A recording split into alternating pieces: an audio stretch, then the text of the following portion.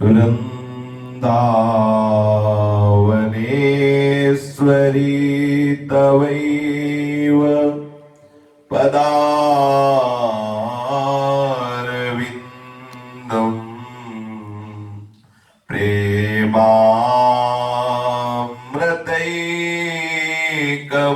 प्रेमामृतैकमकरन्द रसौघपूर्णम् हृद्यर्पितं मधुपते स्मरतापमुग्रम् निर्वापयत् परमशीतलमाश्रयामि निर्वापयत् परमशीतलमाश्रयामि। श्रीमद् श्री वृंदावन धाम की जय। श्री वृंदावन श्री वृंदावन श्री वृंदावन श्री वृंदावन प्राण वृंदावन जीवन वृंदावन सर्वस्व वृंदावन श्री वृंदावन। श्री राधा वल्लभ लाल की जय। भक्तन के शुभ गुण चरित जो सुनी है चितलाए ताके भक्ति बढ़े घनी अरु हरि हो ही सहाय अजहू सोच विचारी के गही भक्त निपद ओट हरि कृपालु सब पाछिली क्षमी है तेरी खोट हरि कृपालु सब पाछिली क्षमी है तेरी खोट। जिन्होंने अपना संपूर्ण अंतःकरण शरीर की संपूर्ण चेष्टाएं और स्वभाव प्रिया प्रीतम के श्री चरणों में समर्पित कर दिया है अर्थात प्रिया प्रीतम के चिंतन में तल्लीन है, ऐसे भगवत प्रेमी महात्मा रसिक जन संत जन उनके चरणों का आश्रय उनके जीवन चरित्र का कथन श्रवण बहुत शीघ्र ही हमारे हृदय में इस बात का अनुभव करा देता है कि संसार के समस्त भोग समस्त संबंध समस्त विलास झूठे हैं, भ्रमात्मक हैं और सत्य सच्चिदानंद भगवान का नाम प्रभु का रूप इनकी लीला इनका धाम है। अगर नाम रूप लीला धाम में रति ना हो तो सब की हुई और साधना व्यर्थ ही है, क्योंकि यहां से लेकर ब्रह्मलोक तक और भी जितने भुवन हैं उन सब का विलास मायाकृत है, सत्य नहीं है। आब्रह्म स्तंभ पर्यंतम सर्वम मायामयम जगत। आप जो भी कर रहे हैं उसका परिणाम होना चाहिए नाम में प्रीति, नामी के रूप में प्रीति, नामी की लीला में प्रीति, नामी के धाम में प्रीति। ये हमारी उपासना का फल होगा यदि हमें नाम रूप लीला धाम में, और प्रीति भी ऐसी जिसमें कोई मिलावट ना हो, हम जी न सके, उसे ही प्रीति कहते हैं।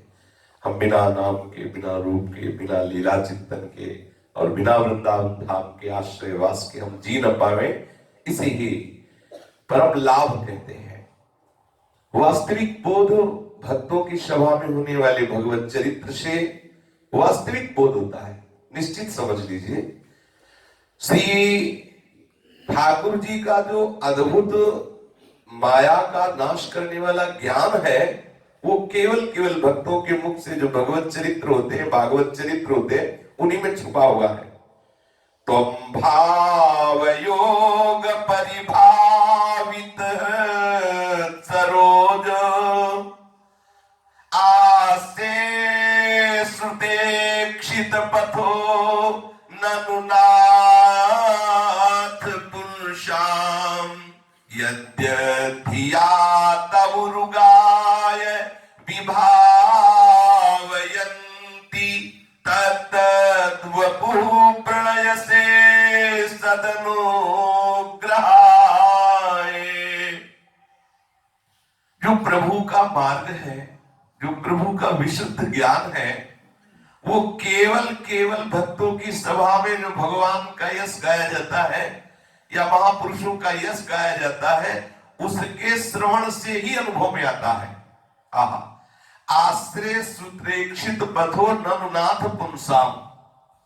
हमारे प्रीतम का जो अद्भुत यश है वो भक्तों की वाणी में छुपा होता है। कल चर्चा में आया था कि भक्त चरित्र पूर्ण ही प्रभु से है और प्रभु चरित्र का अद्भुत विलास भक्तों से ही है। आप भक्त चरित्र को या भगवान चरित्र को, दोनों एक ही है। कोई भी भगवत चरित्र ऐसा नहीं होगा जिसमें भागवत ना हो, और कोई भी भागवत चरित्र ऐसा नहीं जिसमें भगवान की महिमा छुपी हो। दोनों कहने को अलग है, भक्त और भगवान बात एक ही है। तो बोले, हे नाथ, आपका मार्ग केवल आपकी महिमा श्रवण से ही जाना जा सकता है। आप निश्चय ही मनुष्यों के भक्ति योग के द्वारा परिशुद्ध हुए हृदय कमल में निवास करते हैं, और वो भक्ति योग का प्रादुर्भाव आपकी महिमा श्रवण से, आपके भक्तों के संग से, जो सहज में आपके लीला गुण का अद्भुत कथन होता है, उसके श्रवण से हृदय में प्रेम लक्षणा भक्ति होती है। आहा, भक्तन के शुभ गुण चरित जो सुनी है चितलाए, ताके भक्ति बढ़े घनी अरु हरि हो। ऐसा हरि सहायता करते हैं क्या? वो समस्त भोगों से अपने चित्त को हटाने में समर्थ होकर प्रभु की प्रेम लक्षणा भक्ति से युक्त हो जाता है। वैसे हमें तो नहीं लगता कि ऐसा होता है कि आप बोलो किसको आया, किसी को आया मैं ब्रह्म हूं, ऐसा है नहीं। रोज चर्चा सुनते हो तो दोस्त वाला चाहिए ना। किसी को ऐसा आया कि मैं ब्रह्म हूं, ऐसा आया, ये जरूर ठसक आई कि मैं ब्रह्म का हूं, इसमें कोई अंतर नहीं। अब उस ब्रह्म को तुम हित कहो, तुम श्री जी कहो, तुम कुंज बिहारी कहो, तुम निकुंज बिहारी को, जो बोलो, लेकिन है वो वही, उसके सिवा दूसरा कोई नहीं है। दो ही कहे नानंदता से सेवक जी महाराज कह रहे, जैसे उपनिषद कहता है आत्मा, तो सेवक जी कहते हैं आत्मा हरिवंश प्रकट परमानंद। काटो सेवक जी को कि आप आत्मा कहते हैं हरिवंश चंद्र जी को, वो कह रहे आत्मा हरिवंश प्रकट परमानंद। सेवक जी कह रहे श्री हरिवंश जो तत्व अभेदम, अभेद तत्व जो वेदों के द्वारा जाना जाता है हरिवंश है, वो कह रहे हरिवंश, और उपनिषद कह रहे ब्रह्म। तो अंतर क्या हुआ? ब्रह्म ही हरिवंश है, हरिवंश ही ब्रह्म है, इसमें कोई अंतर नहीं। अगर है अंतर तो अभी भी अंतर ही है, अभी वो समझ नहीं पाया कि हरिवंश है क्या। हरिवंश के वचन है सर्वान वस्तु त्यागे परम स्वराते बुद्धिर्मम। श्री जी को राधा वल्लभ जी के सामने खड़े होकर हाथ उठा के कहो, ये परमहंसों का रस है, जिन्होंने शरीर को धूल भूषित कर दिया ब्रज रस से और भूल गए देह सुध और चिदानंद भाव। प्रथम भाव तन बदल करे अब बप जो अलंकृत, व्यास सुवन प्रसाद देह मानसी गढ़े चित। मानसिक भावना में सहचरी शुरू है, बाहरी इसको भूल जाओ। एक लंगोटी लगाते हैं नागरीदास जी और बरसाने में रहते, कई दिन मधुकरी मांगने नहीं जाते। कहां से आप सेवा? मंगला भोग शयन भोग दूजे तीजे जो मिले सात पात कछुआए। रात दिन स्वरूप से स्थित प्रियालाल की सेवा में मगन है, श्री जी की सेवा में ये बाहरी बातें। बहुत विचित्र दशा है, सही मार्ग बताने वाला कोई नहीं है। देखो हमारे महापुरुष जब क्या कहते हैं, कह रहे हैं जब लगी सहज न बदलई, फुरे न जहां तहां भाव, पंथ पावनो कठिन है, कीन्हे कहा बनाओ। नागरीदास जी कह रहे, ध्यान से सुनिए। जब लगी सहज न बदलई, फुरे न जहां तहां भाव, पंथ पावनो कठिन है, कीन्हे कहा बनाओ। जब तक तुम्हारे हृदय की अवस्था में होती कि जिधर दृष्टि जाए उधर तुम्हारा भाव नजर आवे। भाव क्या? जैसे गोपी जनों का भाव है जित देखू तित श्याममयी, तो हमारा भाव है प्राण प्यारे राधा वल्लभ लाल अर्थात प्रियालाल। हमारे भाव का जो विषय है, बोले निकस कुंज ठाढ़े भये भुजा बरस परहंस, श्री राधा वल्लभ मुख कमल निरख नैन हरिवंश। कहां देखना है? मंदिरे में केवल नहीं देखना। अगर केवल मंदिरे में देख रहे हो और आपने जहां तहां भाव स्फुरित करके अपने आराध्य को नहीं देखा, तो अगर कोई शास्त्र को नहीं मानता तो हम उसको नहीं मानते। हमारी वाणी का विस्तार वेद से लेकर के सब है। और सेवक वाणी कहते हैं कि सेवक वाणी अगर ना समझोगे तो रस को नहीं समझोगे। और सेवक वाणी को कौन समझ सकता है? सेवक वाणी जो अति अगाध मति गूढ़, बिरलो कोई समझई, हित मार्ग आरूढ़, हित मार्ग आरूढ़, भाव भागवत मिले सब, चार वेद सुस्मृति विचार अवगाहि ले ही जब, तब पावे सेवक हृदय जो हित मार्ग उपदेशीय, हित वल्लभ गुरु कृपा बल जो समझे को धीर धीर। ये सिद्धांत है हमारी वाणी जी का। या श्रीमद् भागवत में भगवान कपिल देव जी कह रहे हैं, यो मां सर्वेषु भूतेषु संतमात्मानमीश्वरम् हित्वार्चां भजते मौढ्यात् भस्मन्येव जुहोतिषः। श्रीमद् भागवत को जो नहीं मानता, आप नहीं मानते से कोई भी।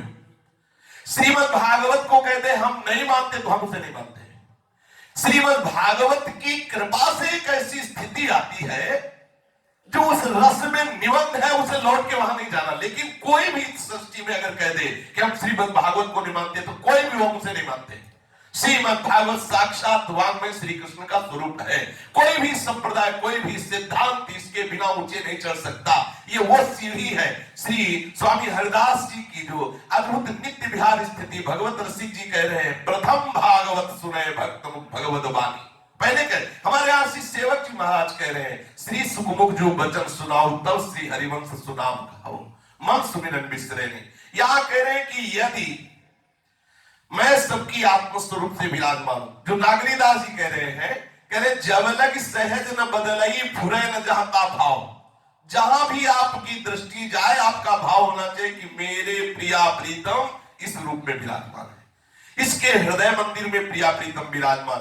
यदि ऐसी भावना नहीं तो भगवान कपिल जी जो कह रहे हैं, यो माम सर्वेषु भूतेषु संतमात्मानमीश्वरम्, मैं आत्मा स्वरूप से सबके हृदय में विराजमान हूं। यदि सब भूतों में स्थित मुझ आत्मा की अवहेलना की जाए और केवल प्रतिमा में पूजा की जाए तो ऐसे है जैसे भस्म में किया हुआ हवन, जैसे राख में किया हुआ हवन। स्वयं भगवान कह रहे हैं, अहमुच्चावचैर द्रव्यैः क्रियोत्पन्नया नखे, नैव तुस्येर्चितोर्चायां भूतग्रामावमानिनः। जो दूसरों को भगवत भाव से नहीं देखता, दूसरों के प्रति द्रोह करता है, हे भाव रखता है, निंदा करता है, अपमान करता है, वो बहुत बढ़िया बढ़िया सामग्री से यदि मेरे श्री विग्रह की अर्चना पूजा करे तो मैं उसे कभी भी प्रसन्न नहीं हो सकता। श्रीमद् भागवत श्री भगवान के वचन। जो भेददर्शी है द्विषतः पर काये माम, मानिनो भिन्न दर्शिनः भूतेषु बद्धवैरस्य न मनः शांति मृच्छति। जो भेददर्शी है, जो अभिमानी है, जो दूसरों के साथ वैर बांधता है, सबके शरीरों में मैं विद्यमान हूं, मुझ आत्मा से द्वेष करता है, वो चाहे जितनी सेवा भजन कर ले उसके मन को शांति मिलने वाली नहीं। शास्त्र सिद्धांत है। नागरीदास जी कह रहे जब लगी सहज न बदलई, फुरे न जहां तहां भाव। हरिवंश चंद्र जी कह रहे सर्वानुस्तुत्या निरीक्ष परम स्वरात बुद्धिर्मम। सिद्धांत को नहीं समझोगे तो रस तक पहुंचना दुर्लभ है। पावन प्रबल प्रताप बल डारो इंद्री वारी, फिर ढंग लागे भजन के औघट घाट सुधारी। पावन प्रबल प्रताप बल डारो इंद्री वारी, फिर ढंग लागे भजन के औघट घाट सुधारी। आचार्य चरणों का प्रताप, गुरु चरणों का प्रताप हृदय में अनुभव करके समस्त इंद्रियों का जो भोग प्रवृत्ति की तरफ आकर्षण उसको रोक ले। गुरु प्रताप से, आचार्य प्रताप से। गुरु प्रताप आचार्य प्रताप क्या है? जो नाम मिला है, जो मंत्र मिला है, जो उपासना है, उसमें निरंतर हमारे हृदय में जो चिंतन चलता है उससे एक भागवती ऊर्जा शक्ति होती है। उस ऊर्जा शक्ति के बल पर हम इंद्रियों को रोक ले जो विषयों में जा रहे हैं। फिर क्या करें? धीरे धीरे हम अपने भजन मार्ग में, ये अटपटी दिशा है, जो भजन की दिशा है ये अटपटी दिशा है, सबको समझ में नहीं आएगी। जो आचार्य गुरु चरणों के आश्रित है, भजन की युक्ति से अपने चित्त को प्रियालाल में लगाते चले जा रहे हैं। फिर क्या करें? बोले विषय वासना जारी के झारी उड़ावे खे, मार्ग रसिक नरेश के तब ढंग लागे देह। विषय वासना जारी के झारी उड़ावे खेह, मार्ग रसिक नरेश के तब ढंग लागे देह। पहले विषय वासना को जला दे। अगर विषय वासना नहीं जलाए तो कोई धर्म नहीं, चाहे जिस संप्रदाय को, चाहे जिस मार्ग को, केवल पाखंड है, कुछ नहीं। भगवत ऋषि जी का ऐलान है, बिन विवेक वैराग भक्ति बिन सत्य नये को मानो, भगवत विमुख कपट चतुराई सो पाखंडे जानो। ये भगवत मार्ग, ये प्रेम मार्ग, अगर हम शास्त्रीय सिद्धांत को स्वीकार नहीं करते तो बात नहीं बने। सिद्धांत का पूर्ण रूप से नींव भर करके ऊपर से रस का मेल खड़ा होता है। अगर सिद्धांत नहीं है तो रस नहीं है। सिद्धांत एक ही है। जहां है सर्वम खलविदम ब्रह्म ने नानास्ति किंचन, तो हिताचार्य बोल रहे वृंदावन से सर्वानुस्तुत्या निरीक्षितम स्वाराद्य उद्दीर्घम। सिद्धांत में अंतर बता दिया जाए। उपनिषद तत्व और हित तत्व। आप सिद्धांत में आइए, श्री हरिवंश विदित विधि वेदम, श्री हरिवंश तत्व वेदम। सिद्धांत में नहीं, रस में अंतर है। रस में सहचरी भाव से उसका सेवन, सिद्धांत में नहीं। सिद्धांत में नागरीदास जी कह रहे अपने अपने स्वाद ते राखे इंद्री खैची, रसद विशद गई भजन के ठौर ठौर ही बेची। विषय वासना चार के झारी उड़ावे खे। समस्त वासनाओं को जलाकर उनकी राख को उड़ा के राख भी न रहने पाए। उनके अर्थात त्याग, और त्याग की स्मृति का भी त्याग, त्याग की स्मृति का भी त्याग। बोले तब मार्ग रसिक नरेश के। और यहाँ कल प्रश्न था कि क्या भजन करना है? अभी भजन बकाया रह गया है। आप कहते हो काम त्यागो, ये और मार्ग में होगा, संन्यास मार्ग, हमारे राधावल्ली मार्ग में नहीं। काम सिद्धांत है कि राधावल्ली मार्ग में खूब भोग भोगो। पहला हमारे हिताचार्य जी कह रहे हैं सबसो हित और निष्काम मति। मति कैसी? निष्काम मति। वृंदावन बस गई तनो बड़ो सयान, जुगल चरण के भजन भी निमिष न दीजिए जान। शरीर भाव बिना हो छोड़े सहचरी भाव आ जाएगा। बहुत विचित्र है, बहुत बच के, बहुत संभल के। इसीलिए महापुरुषों ने जो ऊपर ऊंचाई में पहुंच चुके हैं, उन्होंने कहा है कि आचार्य की वाणी पर दृष्टि रखना, भीड़ पर दृष्टि नहीं। जिधर 50 लोग खड़े हो उधर ही हम बात माने, नहीं वाणी जी कह रही तो माना, नहीं तो जय श्री राधे। हमारा मार्ग बिल्कुल सतत से दिल मार्ग, वाणी हमारे पास होनी चाहिए, मार्ग हमारा सुदृढ़ होना चाहिए, किसी की अधीनता नहीं, वाणी की अधीनता। ये हमें तुम बस में कर सकते हो क्या? बस में किया जाता है चोर और बदमाशों को, शेर को बस में नहीं किया जाता। भगवत मार्ग का पथिक होता है, अपने मार्ग में चलता है, उसे बस में नहीं किया जा सकता। हाँ, वाणी की अधीनता में चलता है। अगर भगवत रस प्राप्त करना तो सच्ची कहते हैं केवल वाणी की अधीनता में रहना, वाणी से विपरीत आचरण मत करना, किसी की बात मत मानना, एक ही तत्व सर्वत्र विराजमान, दूसरा नहीं। पूज्य श्री राधा बाबा की वाणी में चलते हैं। श्री राधा बाबा जी महाराज कह रहे हैं कि हमने देखा कि हमसे प्रश्न किए जाते हैं कि असली संत के मुख से बात सुनने पर क्या प्रभाव नहीं पड़ता, क्या बदलाव नहीं होता? सुनते हैं कि असली संत का प्रभाव पड़ जाता है सुनते ही, लेकिन कई बार सुनने पर भी प्रभाव क्यों नहीं पड़ता? या जैसा प्रभाव पड़ना चाहिए वैसा श्रोताओं पर क्यों प्रभाव नहीं पड़ता? यदि ये स्थायी प्रभाव नहीं पड़ रहा तो कभी किसकी वक्ता की श्रोता की? बड़ा सुंदर प्रश्न राधा बाबा कह रहे हैं। पूज्य श्री राधा बाबा कह रहे हैं कि लोग प्रश्न करते हैं कि संत के मुंह से निकली हुई ये जो भगवत संबंधी वाणी, इसका प्रभाव क्यों नहीं पड़ता? जैसा अद्भुत प्रभाव संतों का सुना गया वैसा प्रभाव क्यों नहीं पड़ता? जैसा प्रभाव पड़ना चाहिए वैसा श्रोताओं का परिवर्तन क्यों नहीं होता? यदि पड़ता भी है तो स्थायी क्यों नहीं पड़ता? इन प्रश्नों का सीधा उत्तर है कि प्रभु की चर्चा सुनने का प्रभाव तो व्यक्त होकर रहेगा। संत के मुख से निकली हुई जो महामहिमामयी भगवत वाणी है वो जादू दिखा के रहेगी निश्चित। भगवत कथा सुनने का प्रभाव ये होगा कि ये संसार जिस रूप में तुम देख रहे हो इस रूप में तुम्हें दिखाई देगा, होगा। आप सुनते रहिए, होगा, निश्चित होगा। जिस रूप में संसार तुम देख रहे हो इस रूप में नहीं दिखाई देगा। हमारे आराध्य के रूप में संसार दिखाई देगा, है ही नहीं संसार, आराध्य स्वरूप ये सच्ची मान लीजिए। ये भ्रम हमारा इष्ट ही पैदा करता है। हम अपने इष्ट से झगड़ा करेंगे इस बात से कि अब हम तुम्हारे इस भ्रमात्मक रूप को बंधन रूप में नहीं लेंगे। आप जो बार बार भ्रम पैदा करेंगे नहीं मानेंगे, आप ही हो, यही बात मानेंगे। अगर कोई ये समझता हो कि संतों के समीप जाने से घर द्वार छूट जाएगा, घर के संबंधी रोते बिलखते रहेंगे और हम सन्यासी हो जाएंगे, कपड़ा रंग करके साधु हो जाएंगे, तो इतना ही नहीं होता संतों के संग का प्रभाव। संतों के संग का प्रभाव तो ये सबके ऊपर अवश्य होगा कि तुम्हारा घर से प्रेम छूट जाएगा। भले बाबा जी न बनो लेकिन अंदर से साधुता आ जाएगी, अंदर से तुम विषयी नहीं रहोगे, ये साधु संग का प्रभाव होगा। अवश्य संसार मन से हट जाएगा, हमारे हृदय में प्रभु के प्रति अपना बना जाएगा।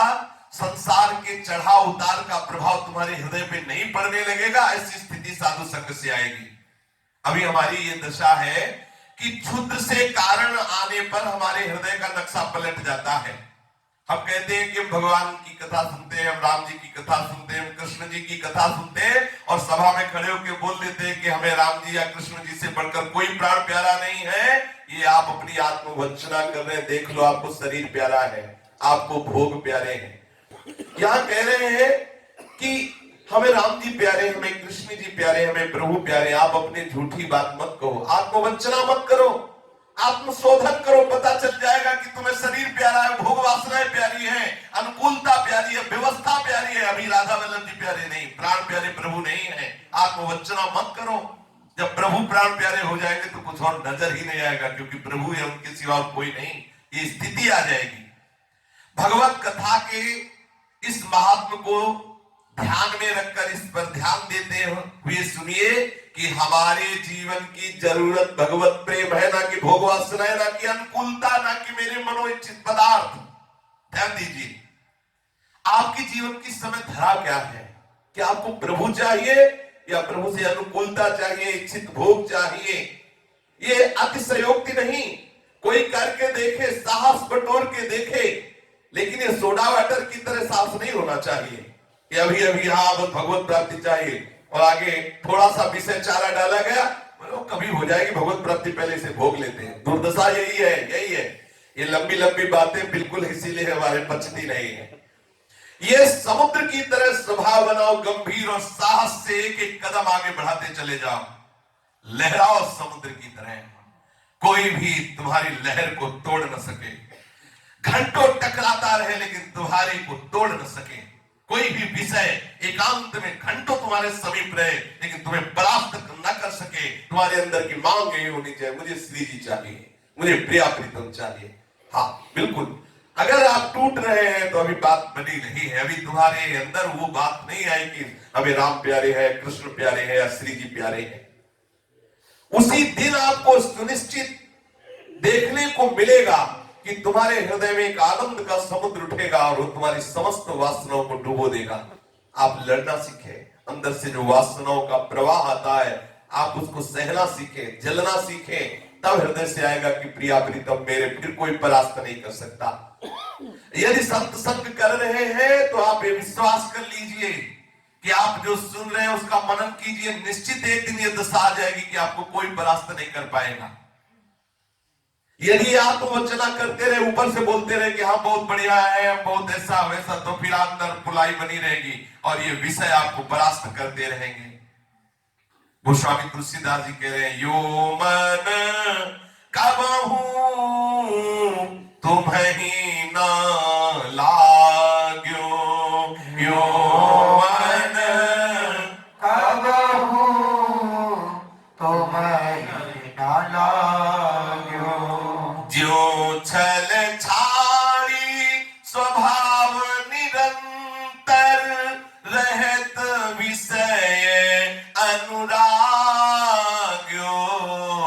ज्यों छल छाड़ी स्वभाव निरंतर रहत विषय अनुराग। यो मन कबहू तुम्हें न लाग्यो, यो मन कबहू तुम्हें न लाग्यो।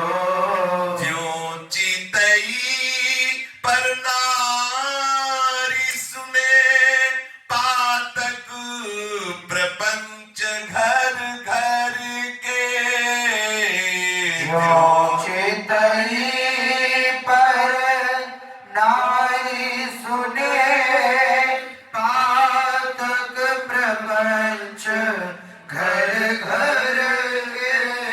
त्यों न साधु सुरसरी तरंग निर्मल गुण गण रघुबर के। ध्यान साधु सुर सरित रंग निर्मल गुण गण रघुवर के। आत्मवंचना मत करो, राधा बाबा कह रहे हैं। आप देखो आपकी स्थिति क्या है। अगर आप अपने में जो कमी है उसको स्वीकार करोगे तो आगे बढ़ जाओगे। अगर आप ऊपर से अच्छे बनने की चेष्टा करोगे, अंदर से गंदगी रखोगे, कुछ नहीं। पक्का बहुत बुरी दशा है, बहुत बुरी दशा है। ये मन बहुत गंदा है। थोड़ी देर में आपको अनुभव करा देगा कि आप बहुत बड़े साधक हैं, आप बहुत, ये मतलब अंदर की बात कह रहे हैं, बाहर ये सब अलग बातें हैं। सब जो शब्द नहीं निकल रहा हमारे। अब ऐसा कुछ बातें ऐसी होती जैसे कोई गूंगा होता है ना, तो उसकी चेष्टा से समझा जाता क्या कहना जा रहा है। तो ऐसे कुछ बातें ऐसी जो समझो कि हम क्या कहना चाहते हैं। बहुत बेईमान मन है, बहुत बेईमान। इससे ज्यादा दुश्मन कोई नहीं है साधक का। ये बहुत गंदा है। ये अभी इसी क्षण आपको अनुभव करा देगा, आनंद आ गया, आनंद आ गया। अब तो प्रभु के सिवा मेरा कोई, गेट से निकलते ही ये दूसरा प्रभु मान लेगा।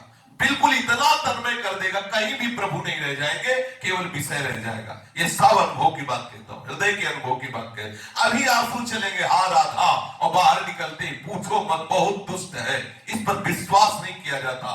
बहुत सावधानी से एक एक क्षण निरीक्षण परीक्षण करते हुए दैन्यता से भगवत मार्ग में बढ़ो तो स्थिति आ जाएगी। नहीं देखा गया है भाई, अवस्था से कोई फर्क नहीं पड़ता। अवस्था, शरीर अवस्था से कोई फर्क नहीं पड़ता। मनी राम जेव के तेव खेलते रहते हैं, जेव के तेव बड़ा ऊंचा खिलाड़ी है। हाँ, ऐसा छक्का मारेगा कि पूरा का पूरा फील्ड में नाचता घूमेगा विषय विकार, पूरा अंतःकरण में दौड़ता रहता है। कभी शांत, ये हम अंदर की बात कहते हैं, अंदर की बात। आप अपने ही हो, देख लो, ईमानदारी से देख लो भाई। ऐसा कोई सिद्ध हो गया हो तो प्रणाम है, उसकी कृपा जो है आया, उसके प्रभाव से हमारे लोगों का भी मन बदल जाएगा। लेकिन जब तक हम अपने मन को देख पाए हैं, जहां तक वो हम आपको बात करें, गोसाई जी कह रहे हैं, श्री राधा बाबा कह रहे हैं, आत्मवंचना मत करो, जो जो आप में कमी उसे स्वीकार कर लो, आप आगे बढ़ते चले जाओगे। आहा, देखो मन की दशा क्या है। बोले यो मन कबो तुम्हें न लागे। हे राम जी, गोस्वामी तुलसीदास जी कह रहे, ये मन कभी ऐसा तुम में नहीं लगा। कैसा? बोले जो छल छाड़ स्वभाव निरंतर रहत विषय अनुरागी। ये विषय चिंतन में वो छल नहीं करता है, एकदम ईमानदारी से विषय चिंतन करता है, एकाग्र होकर विषय चिंतन करता है, सहजाकार होकर विषय चिंतन करता है। ऐसा है कभी आप में नहीं लगा। गोस्वामी जी कह रहे, ज्यो चितई पर नारी, जो दूसरी की स्त्री के प्रति काम भाव से दर्शन करने की वृत्ति है, वो कहीं ध्यान लगाए, कहीं किसी कक्ष में किसी सदगुरु आचार्य ने कभी शिक्षा दी कि किसी स्त्री को काम भाव से कैसे देखा जाता है? कभी शिक्षा दी? नहीं दी। और आप देखो कैसे दर्शन, क्या ऐसे कभी बिहारी जी के दर्शन किए? क्या ऐसे कभी राधा वल्लभ जी के दर्शन किए? जैसे कोई विषयी कामिनी की तरफ देखता है, ऐसे कभी भर लेकर देखा? कभी आंख मारी राधा वल्लभ जी से? कभी मुस्कुराए? नहीं मुस्कुराए। ये संसार की तरफ जैसा मन, ये मनी राम की बात है, संसार की तरफ जैसा लगा वैसा लगा। अरे यार, कभी एक बार आंख लड़ा दो तो जिंदगी भर के लिए आंख लगाना बंद हो जाएगा। बहुत सुंदर है, कमल नयन है, एक बार सब पूरा सिस्टम बंद हो जाएगा अंदर से। सच्ची बात है। रोज देखो बिहारी जी राधा वल्लभ जी को, रोज देखो और देखते रहो, और देखते देखते देख लेना, या इधर से या उधर से एक कटाक्ष होगा, उसी कटाक्ष में सब बंद हो जाएगा। पक्का समझ लो, पक्का है। वो कोई मूर्ति नहीं है, आप देखते रहना। किसी दिन ऐसा होगा कि छाती में हाथ धरे निकलोगे कि अब काम लायक नहीं रहेंगे। ऐसा होता है, होता है, ऐसा होता है, पर ऐसा नहीं हो रहा।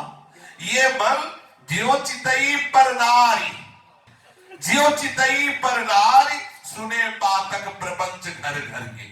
नेत्र जब दूसरी स्त्री की तरफ देखते काम भाव से, तो उसमें बिल्कुल देखो कैसी एकाग्रता होती। और जब दूसरों के प्रपंच की बात, पाप भरी बात, निंदा सुनने का अवसर आता, तो श्रवणेंद्रिय, जैसे महाराज प्रथु कहते कि हे भगवान हमें वरदान दो कि हमारे 10,000 कान हो जाएं, जिससे हम आपका यश सुने। तो हमारे कानों में 10,000 कानों की शक्ति आ जाती है, और दूर खड़ा कोई किसी की निंदा कर रहा हो तो पूरी एकाग्रता श्रवणेंद्रिय में पूरी बात सुन। ऐसा कभी भगवत यश सुनने में नहीं लगा। हमारी श्रवणेंद्रिय ऐसी कभी भगवत यश सुनने में नहीं लगी। हमारी नेत्रेंद्रिय जैसे पर स्त्री को काम भाव से देखती, ऐसी कभी प्रभु के श्री विग्रह के दर्शन के लिए नहीं लगी। त्यों साध सुरसरी तरंग निर्मल गुणगन रघुवर के। कभी मेरे नेत्र भगवत दर्शन के लिए या भगवत दर्शन में डूबे हुए महात्माओं के दर्शन के लिए ऐसे नहीं लगे जैसे कामिनी के दर्शन के लिए। कभी हमारी श्रवणेंद्रिय जो गंगा जी की तरह हृदय को निर्मल करने वाला भगवत यश है, उसके श्रवण में नहीं लगे। आहा, गोसाई जी कह रहे, ज्यो नासा सुगंध रस बस रसना सट रस रतिमानी। नासा सुगंध रस बस रसना सट रस रतिमानी। राम प्रसाद बाल जूठन लगी, त्यो नल लगी ललचानी। राम प्रसाद बाल जूठन लगी, क्यों नल लगी ललचानी। ये जो घ्राणेंद्रिय है, अच्छी अच्छी सुगंध सूंघने के लिए बावरी है। आहा, ये कभी प्रभु के चरणों में चढ़ी हुई तुलसी, कभी प्रभु के श्रीअंगों में श्रृंगार में जो प्रसादी पुष्प माला आदि, कभी उनके सूंघने के लिए ललक भी ने घ्राणेंद्रिय में। तो ये परफ्यूम, वो परफ्यूम, इसके लिए घ्राणेंद्रिय तैयार, संसारिक सुगंध। अरे बिष्ठा की थैली में ऊपर से परफ्यूम लगाने से काम नहीं बनने वाला। ये बिष्ठा की थैली, ईमानदारी से समझ लो, केवल एक चावल भर त्वचा का पर्दा है और नहीं इतनी गंदी गंदी सब भरी हुई है चीजें, मूत्र है, कितनी घृणात्मक वस्तुएं भरी हुई है इसमें। इससे प्यार करने का मतलब है जीवन को धोखे में डाल देना। ये ऊपर के परफ्यूम लगाने से, गंध से थोड़ी बात बन जाएगी, दुर्गंध है पक्का समझो। मैले के थैले में परफ्यूम लगाया जा रहा है, ये क्या है? पक्का मैले का थैला, स्पष्ट देख लो। अब ऊपर से केवल मर दिया गया चिकना, अंदर सब गंदगी है। समझ जाओ, इससे वैराग्य करो। अगर शरीर से राग करते रहे, शरीराभिमान में रहे, तो चाहे जो कुछ बोलो भाई, काल का एक तमाचा लगेगा, पूरा सिस्टम फेल हो जाएगा। पक्का समझ लो, वो लगने वाला, लग ही रहा है। हर क्षण वो खा रहा है, हमें समझ में नहीं आ रही। हाँ, हर क्षण हमारी आयु नष्ट हो रही। काम बना लो, शरीर राग ही प्रभु के अनुराग में बाधक है। शरीर राग ही तुम्हें वो परमानंद की अनुभूति नहीं होने दे रहा। शरीर राग ही तुम सच्चिदानंद के अंश को एक कीड़े मकुड़े की तरह जीने के लिए विवश कर रहा है, और उसी को तुम पोषण कर रहे हो, उसी को तुम महात्माओं का विरोध कर रहे हो कि ऐसा सिद्धांत नहीं, ऐसा सिद्धांत। अरे कौन सा ऐसा सिद्धांत जो शरीर को पुष्ट करता हो? जो शरीर को पुष्ट करता हो वो केवल वाम मार्ग हो सकता है, प्रभु के मार्ग में ऐसा नहीं। जो शरीर को पुष्ट करता है, जो शरीर का, हाँ कहते हैं, बोले शरीर धर्म को अगर पुष्ट करता रहे हो, क्या है? खल धर्म साधनम, क्या? हाँ, शरीर माध्यम खल धर्म साधन नहीं कहते। घी पियो, शरीर स्वस्थ रखो, भोग भोगो, कौन सी बात बनेगी? शरीर स्वस्थ होता है मन की प्रसन्नता से, ध्यान रखना पक्का। अभी कल रिपोर्ट आई है, आप देख लो रिपोर्टों को, और आपके सामने रिपोर्ट वाला बोल रहा है, इसकी रिपोर्ट ले लीजिए। मन प्रसन्न है तो सब रोग एक तरफ और आनंद एक तरफ, और मन प्रसन्न नहीं है तो देख लो, ऐसे भी तुम्हें दिखा देंगे होंगे जिनकी किडनी बिल्कुल स्वस्थ है, मिडनी खराब है, मिडनी खराब है। किडनी ठीक है, मिडनी खराब है, या किडनी खराब मिडनी ठीक है, आनंद है, कोई बात नहीं। अगर दिमागी सिस्टम खराब है तो क्या? अगर मन प्रसन्न है तो शरीर के दुख दर्द का कोई परवाह नहीं होता। मन प्रसन्न कब होता है जानते हो? मन प्रसन्न होता है जब प्रभु का चिंतन होता है, प्रभु के चरणों, जब अपना इतना बेपरवाही, ये उन चरणों की बेपरवाही, कुछ नहीं सुनाई देता। हाथी का सवाल भूंगा नजर आवे, ब्रह्मा भी मच्छर नजर आवे, ये वो एक अहम है, ये वो अहम की धरा है। हम शिष्यावा जू केवल अभिमानी, टेढ़े रहे मोहन रसिया को बोले अटपटवानी। ये इसमें वो ये अंतःकरण का अहम धर्म नहीं है। अंतःकरण का अहम धर्म होता है वो अलग, ये होता प्यारी जी के गोरे चरणारविंद का हम। यहाँ श्याम सुंदर से भी टेढ़े रहते हैं, औरों की तुम बात जाने दो। जहां बड़े बड़े महापुरुष जिनके चरण रखने की चौकी में माथा रगड़ते हैं, उन श्याम सुंदर के प्रति भी एक ऐठन रहती कि हमने धूर्ता प्रवरण निकटम यासना प्राण सखा, यहाँ गोरी घोरी की दासी की दशक में है। जब तक मन श्री जी के चरणारविंद का चिंतन नहीं करेगा तो घी पीने से स्वस्थ होने वाला नहीं कोई। शरीर स्वस्थता आनंद का हेतु नहीं है, मन की स्वस्थता आनंद का हेतु, ये ध्यान रखा जाए। शरीर स्वस्थ है, मन विषयी है, तो वो बैठे बैठे चलता रहता है इसी रूप में। और सच्ची बताते हैं, अगर मन स्वस्थ है तो पूरे शरीर में गलित कुष्ठ हो जाए, पूरा शरीर एक एक तरफ से गले, तो भी नाचने का मन होता है। नाचने का कैसे बताए, वो अंदर की बात कैसे तुम्हें बताए? मन हर समय नाचता रहता है, आनंदित होता है। बात बन गई। अगर श्री जी के चरणों का आश्रय मिलता तो क्या दुर्दशा होती। बात बन गई, हमें लाडली लाल के चरणार बिंदु का आश्रय मिल गया। ये हमारी जिह्वा नाना प्रकार के 6 रसों को भोगने के लिए, कड़वा, तीखा, मीठा, कसेला, खट्टा, नमकीन, ये सब कभी ये ललचाई कि हमें श्री जी का उच्छिष्ट मिले, प्रियालाल का उच्छिष्ट मिले। बोले ज्यो नासा सुगंध रस बस रसनास तरस रति मानी, राम प्रसाद मान जूठन लग त्यो न ललक ललचानी। चंदन चंद बदनी भूषण पट, ज्यो चह पावर परस्यो, त्यो रघुपति पद पदुम परस को, तनुपात की न तरस्यो। चंदन चंद बदनी भूषण पट, ज्यों चह पावर परस्यो, त्यों रघुपति पद पदुम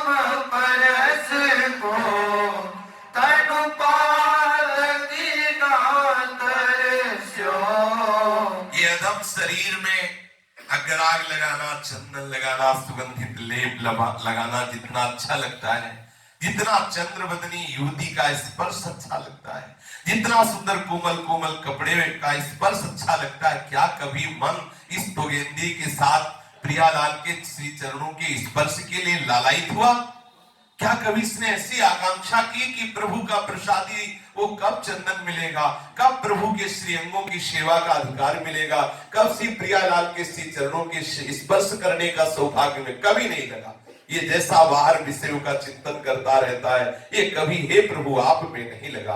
गोसाई जी कह रहे, जो सब भांति कुदेव कुठाकुर से बपु बचन ये हूँ, त्यों न राम सुकृत गिज सकुचत सकृत प्रणाम किए हूँ। जो सब भांति कुदेव कुठाकुर से बपु बचन ये हूँ, त्यों न राम सुकृत गिज सकुचत सकृत प्रणाम किए हूँ। थोड़े थोड़े लोभ के लिए, थोड़े थोड़े लाभ के लिए हम अपने प्रभु को छोड़ देते हैं।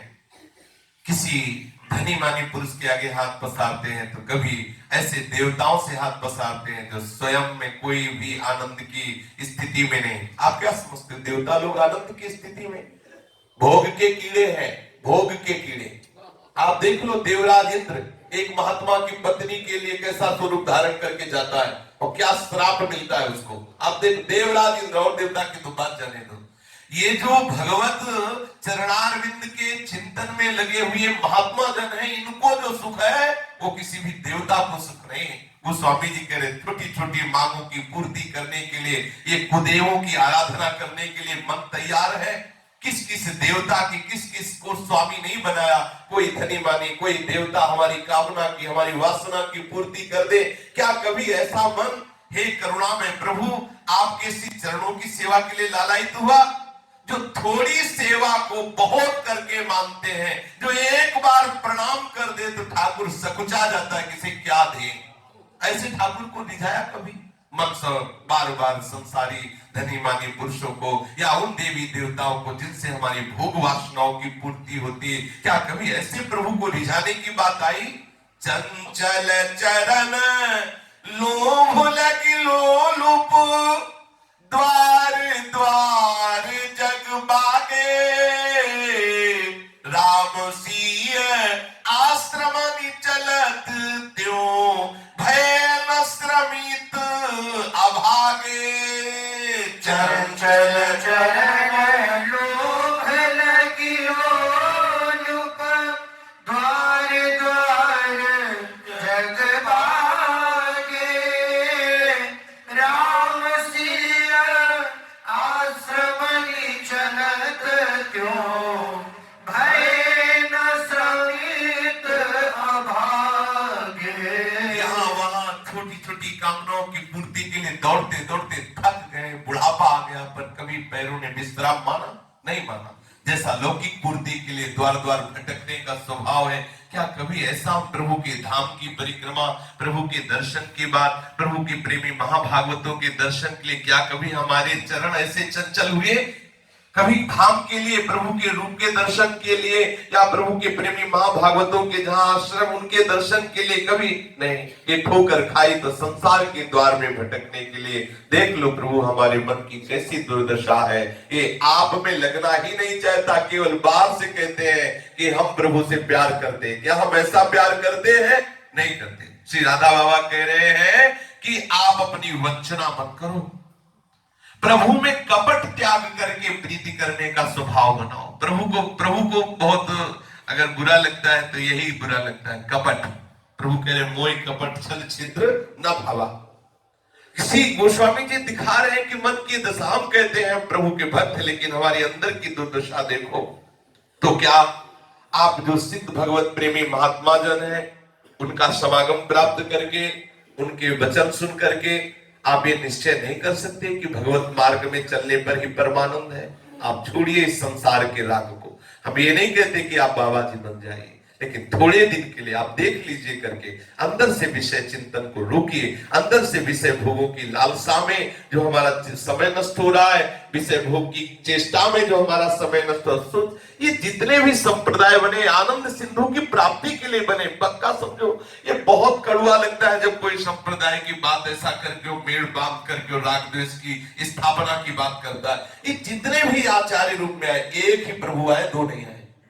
सेवक जी कह रहे जब जब होए धर्म के हानि तब तब तब धरि प्रकटता जानी और दूजो नहीं, दूसरा नहीं है। जितने भी संप्रदाय है सब एक ही भगवान की उपासना, दूसरे की नहीं। दास्य भाव चरण की उपासना, दास्य भाव चरण सेवक भाव की उपासना है, सख्य भाव ठाकुर जी से खेलने की उपासना है, कांता भाव आंख लड़ाने की उपासना है, सहचरी भाव दोनों को दुलार करने की उपासना। उन्हीं को तो कर रहे हैं, उनसे अलग थोड़ी है। हाँ, एक दशा आती है जब उपासक समझता मेरे प्रीतम सबसे अलग है। उसका समझना भी ठीक है, क्योंकि हर समय वो प्रीतम को अपने सानिध्य में देखता है, लेकिन ये सिद्धांत नहीं हो गया, ये उसकी भाव दशा है। वो भाव दशा में दे। ऐसे हम कह देते हैं हमारे प्रिया प्रीतम अलग है, निकुंज जी के प्रिया प्रीतम बोले अलग है, उनके तो है, क्योंकि अगर वही होते तो निकुंज खाली रहता ना। हर समय निकुंज में भी तो रहते हैं, तो हर समय ब्रज में भी रहते हैं, हर समय हर उपासक की कुंज में भी रहते हैं, हर समय हर उपासक की वृत्ति में रहते हैं, हर समय हर उपासक के हृदय में रहते हैं। सुलझने की जरूरत है, झगड़ा करने की जरूरत नहीं।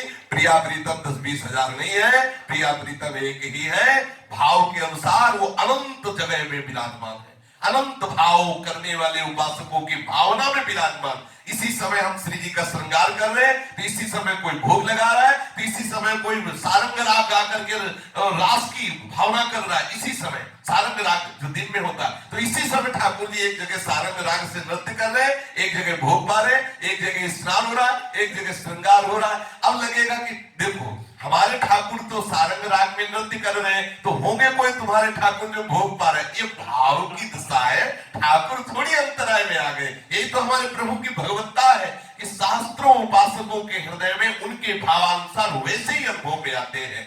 ये जितने भी संप्रदाय रस में डूबने के लिए, झगड़े के लिए नहीं, निंदा स्तुति के लिए नहीं, ऊंचा नीच के लिए कोई ऊंच नहीं है, कोई सर्वोपरि नहीं है। उस सर्वोपरि का जो उपासक हो सब सर्वोपरि है, चाहे शांत भाव वाला हो, चाहे दास्य भाव वाला हो, चाहे सख्य भाव वाला हो, चाहे वात्सल्य हो, चाहे गोपी भाव हो, चाहे सहचरी भाव, सब सर्वोपरि, क्योंकि सर्वोपरि की उपासना कर रहे हैं। बस सुलझने की जरूरत है।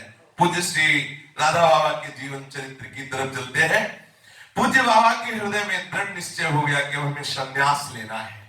संसार की बड़ी विषम परिस्थिति का बाबा को अनुभव हुआ, जेल में भी, और बाहर निकले तो सबसे ज्यादा घटना कि जो भी मिलता सब में स्वार्थ। अब चूंकि भगवत कृपा से नेत्र बदल गए ना, तो अब सब दर्शन बदल गया। जो राधा बाबा से ज्यादा प्रेम करता, तो राधा बाबा झांक के देखते कि ज्यादातर सब स्वार्थ से प्रेम हो रहा है। और एक घटना और घटी कि एक नवयुवती थी, विधवा हो गई थी, उसके एक लड़का था जवान, तो उसने शरीर संबंध बनाने के लिए अपने मित्र से, जिससे शरीर संबंध की भावना करती थी, उससे अपने पुत्र को विष देने को कहा कि पुत्र को विष दे दो। उसका तो हृदय हिल गया, और वो अब उसके वशीभूत था, तो विष देने के लिए गया, लेकिन उसकी आंखों में आंसू आ गए। तो उस लड़के ने कहा तुम रो क्यों रहे हो? तो उसने कहा तुम्हारी माँ ने तुम्हें विष देने को बोला है। बोले मेरी माँ ने ऐसा क्यों बोला? अब बोले हमारा उसका शरीर संबंध है, इसलिए तुम्हें बाधा समझ रही, इसलिए जहर दे दिया। उसने छीन के जहर पी लिया, और अंतिम समय रोते रोते कहा जिसकी माँ ऐसा चाहती कि उसका पुत्र मर जाए तो मैं जीना क्यों चाहूं। जिसकी माँ, ये घटना जब राधा बाबा को उस पुरुष से और उस माँ से, दोनों से ये चली, बहुत वैराग्य हुआ कि धिक्कार है ऐसे संसार में, क्या रहे। बाबा को कई ऐसी घटनाएं जो हृदय में आके निश्चय हो गया कि अब मुझे भगवत साक्षात्कार करना है, संन्यास के मार्ग में जाना है, इस संसार में नहीं रहना। पूज्य बाबा गीतोपनिषद भाष्य का स्वाध्याय करने लगे। वे सदा अपने विचारों में निमग्न रहने लगे। उनकी मननशीलता बढ़ गई, आचार विचार व्यवहार में परिवर्तन आ गया। कभी कभी श्री तारादत्त जी मिश्र उनसे इस प्रकार गंभीर रहने का कारण पूछते तो बाबा मुस्कुरा देते। उनके मन की जो असली उथल पुथल थी वो किसी के सामने व्यक्त नहीं करते, और ना करना चाहिए। या तो गुरुदेव से बता देना चाहिए, नहीं तो गंभीर रहना चाहिए। अपने मन की दशा से ऐसा किसी से नहीं बोलना चाहिए। कोई भी साधक जो भी भागवती का अनुभव हो, अपने मन की दशा गुप्त रखो, जितने गुप्त रखोगे उतने ही बढ़ेगी। बाबा ने सर्वप्रथम सूचना भैया को दी कि मेरे अंदर प्रभु की इच्छा से दृढ़ निश्चय हो रहा कि मैं गृहस्थ जीवन का त्याग करके, संसार का परित्याग करके अब संन्यास लूंगा। ऐसा मेरा दृढ़ निश्चय है, ये सलाह नहीं है। अपने बड़े भाई से कहा कि ये मेरी सलाह नहीं है आपसे कि मैं स्वीकृति ले रहा हूं, ये मेरा दृढ़ निश्चय मैं आपको बता रहा हूं। श्री तारादत्त जी से सूचना जब उनके सहोदर भाई ने सुनी, संन्यास की सूचना सुनते ऐसा लगा मानो किसी ने बहुत बड़ा प्रहार कर दिया हो। दोनों भाई अवाक रह गए। कुछ देर तक तीनों परस्पर एक दूसरे को देखते रहे। देवदत्त जी ने मौन तोड़ा और चक्रधर जी से कहने लगे, क्या पागलों की तरह बात कर रहे हो? ऐसा सोचना और कहना उचित नहीं है। इसलिए उचित नहीं कि अभी नवयुवती स्त्री तुम्हारी घर में है और तुम कह रहे हो संन्यास लेंगे। चित्त को शांत और स्थिर करो, तुम अभी निरे अबोध बालक हो। ऐसा बाबा की 22 वर्ष की अवस्था है, वो बालक है 22 वर्ष के। आप निरे अबोध बालक हो, तुम्हारी अवस्था संन्यास धर्म के योग्य नहीं है। दोनों भाई अच्छी तरह से जानते थे कि चक्रधर एक बार जो निर्णय कर लेता वो कर ही लेता है। बाबा ने उत्तर दिया कि मेरा निर्णय है, आपसे सलाह नहीं, ये मेरा निर्णय है। बाबा की बात सुनकर भाइयों के हृदय में बड़ा दुख हुआ। उन लोगों को ज्ञात था कि चक्रधर कभी अनर्गल बात अपने मुंह से नहीं निकालता, वो जो कहता उसे करके ही रहता है। छोटे भाई चक्रधर के निर्णय की जानकारी होते ही भाई सोचने लगे कि इस 22 वर्ष की अवस्था में संन्यास कैसे निर्वाह कर पाएगा, ऐसी कच्ची आयु में इसका संन्यास व्रत कैसे निभ पाएगा। देखो आप लोग के पास हो ना तो आपको लग ही नहीं रहा होगा कि आप बैरागी हैं, क्योंकि आप वृंदावन महल में हैं, रोज सत्संग सुन रहे हैं, समय से भोजन मिल रहा है, कोई बाधा आपको छू नहीं रही है, आप सुरक्षित हो। गंगा किनारे भ्रमण करके देखो। राधा बाबा 22 वर्ष की अवस्था है तो उनके भाई बड़े चिंतित हैं कि ये संन्यास कैसे निभा पाएगा, इसको कैसे समझाया जाए कि ये मन की वासनाओं का वेग बड़ा विकट होता है। गांव में इसकी नवयुवती पत्नी है, माताजी पिताजी हैं, उनको जब समाचार मिलेगा कि चक्रधर संन्यास लेने वाला है तो वो लोग कैसा, उनके ये कैसा विवेकपूर्ण निर्णय है। देवदत्त जी ने बड़े प्यार से समझाते हुए बाबा से कहा कि तुम्हारे लिए संन्यास धर्म बड़ा कठिन होगा। संसार के भोगों की क्षण भंगुरता एवं निरर्थकता का सच्चा अनुभव एक भोगी पुरुष ही कर पाता है, और वो जब त्यागी होता है तो बहुत बढ़िया महात्मा होता है। उनके भाई ने समझाया कि आप एकदम सीधे, अभी कुछ ही दिन तो, अभी तो जेल से, कोई ऐसा नहीं कि घर गृहस्थी में रहे और न वधू है तो चलो भाई भोगों का भी अनुभव हुआ हो। अभी तो वहां अंग्रेजों की पिटाई सहते रहे और बैरागी की बात हो रही है। कैसे? जैसा अनुभव भोगों का होने के बाद वैराग्य होता है वो स्थायी होता है। उनके भाई ने समझाया कि ये जो बिना भोगे आप वैराग्य संन्यास की बात कहते हो, निभ पाना बड़ा कठिन होता है। ये आवेश में आकर जो संन्यास ले लेते हैं और काम क्रोध आदि का अनुभव किया नहीं, तो जब आगे चलकर भोग वासना जागृत होती तो अपने पथ से भ्रष्ट हो जाते हैं। ऐसे पथ भ्रष्ट सन्यासी बनने से क्या लाभ मिलने वाला है? कोई बात बनेगी क्या? बिगड़ जाएगा। इसलिए ऋषियों ने मर्यादा स्थापित की है कि 3 आश्रमों का, ब्रह्मचर्य, गृहस्थ, वानप्रस्थ, संन्यास, पहले भोग भोगते हुए तब फिर आगे बढ़ना चाहिए, ऐसा उपदेश किया। बहुत प्रयास किया समझाने का, क्योंकि विद्वान भाई थे, ब्राह्मण वंश में शास्त्रों के ज्ञाता, तो उन भाइयों ने समझाने की चेष्टा की। राधा बाबा ने कहा हमने आपसे बताया था कि हम आपसे सलाह नहीं ले रहे, आपको निर्णय सुना रहे हैं। अब मेरे संन्यास के विचार में कभी भी किसी भी तरह से परिवर्तन नहीं आ सकता। सारे तुम्हारे प्रयास व्यर्थ है, चाहे और जितना भी समझा लो, मेरा निर्णय है। बाबा का निश्चय अडिग था। स्वजन स्नेही मित्र और जो भी ममत्व रखते थे, बड़ा भय दिखाया, बड़ा प्रलोभन दिखाया, बड़ा दबाव दिखाया, बड़े सुझाव, ऐसा होता है। ऐसे घर में रहो कोई कदर नहीं है, और एक बार घर में सूचना हो जाए कि सन्यासी बाबा जी बैरागी बन रहा है, सब इतना प्यार करने लगेगा कि प्यार की मूर्ति है, और फिर बिगड़ जाओ, फिर 10 दिन के बाद वही स्थिति आ जाएगी। वो प्यार केवल उदय होता है, आप भगवान के मार्ग के पथिक न बने। कोई बिरला ही इससे निपट पाता है। बड़ा भय दिखाया गया, बड़ा ममत्व दिखाया गया, बड़ा सुझाव दिया गया, बड़ा दबाव दिखाया गया कि बाबा सन्यास ना लें। चक्रधर जी लोहे के लठ जैसे रहे, अर्थात टूटे नहीं, जो निर्णय कर दिया कर, और ऐसे ही साधक इस मार्ग में चलता है, लोहे के लठ जैसा चल दिया, सब बोलो कोई मतलब नहीं। अच्छा, जैसे ये दलील पेश की कि आगे चलकर भ्रष्ट हो सकता है, तो हम अकेले चल रहे हैं क्या? हमारा प्रीतम हमारे साथ है, हमारा प्रीतम हमारे साथ है, उसका वादा है ना, मैं भक्ता प्रणसति, उसका वादा है करो सदा तिनके रखवारी। जितना आग में घी डालोगे उतनी आग बढ़ेगी, बुझेगी नहीं। बुझती है ज्ञानाग्नि से, बुझती है प्रेमाग्नि से। जितना भजन करोगे उतने शुद्ध ज्ञान होगा, उतने भगवत चरणारविंद में अनुराग होगा और आपकी सहनशीलता बढ़ती चली जाएगी। ये जो गंदे मार्ग के पथिक बनते हैं ऊपर से, चाहे जो वेश परिवर्तन कर दे, कुछ नहीं होने वाला। बाहर के वेश परिवर्तन से उद्देश्य परिवर्तन नहीं होता। उद्देश्य परिवर्तन हो जाए तो वेश परिवर्तन हो या ना हो, आप महात्मा ही हो, पक्का समझ लो। राधा बाबा ने अपने भाई से कहा कि मेरा अटल विश्वास है। माताजी पिताजी को उनके संन्यास लेने की सूचना देने की बात जब आई तो बाबा ने कहा मत नहीं भेजना। अगर उनको सूचना दी और वो आए यहां बाधा पहुंचाए तो मैं ऐसा भागूंगा कि जीवन में तुम्हें किसी को पता नहीं चलेगा। अगर सूचना नहीं दोगे तो हम स्वयं सूचना बीच बीच में देते रहेंगे कि हम कहां हैं, आपको जानकारी मिलती रहेगी। आप अपने वहां घर सूचना देते हैं तो मैं एकदम अज्ञात हो जाऊंगा, जीवन में पता नहीं चलेगा। और यदि आप ये जानना चाहते हो कि मेरा जीवन कैसा है तो आप उनको सूचना मत दो, मैं संन्यास लूंगा और बीच बीच में सूचना देता रहूंगा। तो तारादत्त जी ने सोचा कि बहुत अटल निश्चयी है ये, अर्ध तजे बुद्ध सर्वस जाता। तो उन्होंने माता पिता को सूचना देने के लिए जो बात थी वो मन में सोचा कि ठीक नहीं है, और माता पिता को एक पत्र लिख दिया कि संन्यास तो ले रहे हैं लेकिन आप आओगे नहीं। अगर आप आए तो ऐसा करें जीवन में कभी आपको सूचना भी नहीं मिलेगी कि है कहां। ऐसा वैराग्य में कितना आनंद है ये वही जानता है जो भगवत कृपा पात्र जन है। ये विषय लोग क्या जाने, ये समझते बड़े आनंद में। एक नाली का कीड़ा नाली में जब होता है ना और उसको उठा के कमल के पराग में बैठा लो ना तो वो समझता है बहुत बुरी जगह ले आया, उसको वही अच्छा लगता है। प्रहलाद जी एक सुकरी गांव की थी, उससे कहा हरि आए बैकुंठ चलोगे? तो सुकरी ने कहा कि बैकुंठ में ये मिलेगा। वो विष्ठा खा दिया। अरे बोले पागल, बोले नहीं जाना, नहीं जाना। ये दशा है हम लोगों की।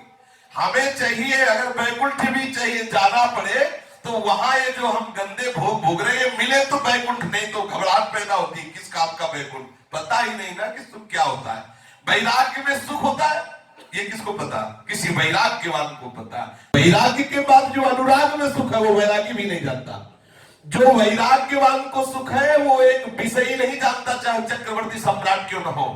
और जो एक अनुरागी को सुख हो वो वैरागी भी नहीं जानता। और ये वृंदावन वैराग्य के राग से भी ऊपर अनुराग राग में रंगा हुआ क्षेत्र है। जिसके हृदय में अनुराग प्रिया प्रीतम के चरणों में हो गया उसी का जीवन सार्थक है। जिसके हृदय में प्रभु के पाद पद्मों में अनुराग नहीं, सच्ची प्रीति उत्पन्न नहीं हुई, जिसे संसारिक भोग काटने के लिए नहीं दौड़ने लगे, वो क्या बैरागी। ध्यान कीजिए, अगर आपको इस संसारिक भोग अच्छे लगते हैं, जैसे वमन में उल्टी कहीं देखो घृणा होती, ऐसे हर भोग तुम्हारे लिए घृणा पैदा करे तो समझो तुम बैरागी। रमा विलास राम अनुरागी तजत बमन जिन जन बड़भागी। वो बड़भागी जन है जो वमन के समान भोगों को त्यागते हैं। वही बैरागी है जो हर भोग से विष जैसा दिखाई दे, वमन जैसा दिखाई दे, काटने को दौड़े। जिसकी इंद्रिया सदा विषय भोगों को ही इच्छा करती रहती है, जिनका मन सदा संसारी पदार्थों का चिंतन करता रहता है, भला वो वैरागी कैसा वैरागी? क्या समझे सुख? देहे स्थिमान सरुधिरे भी मति त्यजत्वं जाया सुतादिषु सदा ममता विमुञ्च पश्यामि संजगदिदं क्षणभंग निष्ठं वैराग्य राग रसिको भव भक्ति निष्ठः। गोकर्ण जी उपदेश करते हैं अपने पिता को, ये अस्थि मांस और रुधिर आदि पदार्थों से बने हुए शरीर के प्रति इस बुद्धि का त्याग कर दो। मैं शरीर हूं। जब तक शरीर में अहम भाव तत्व को वैरागी नहीं है, वैरागी नहीं है।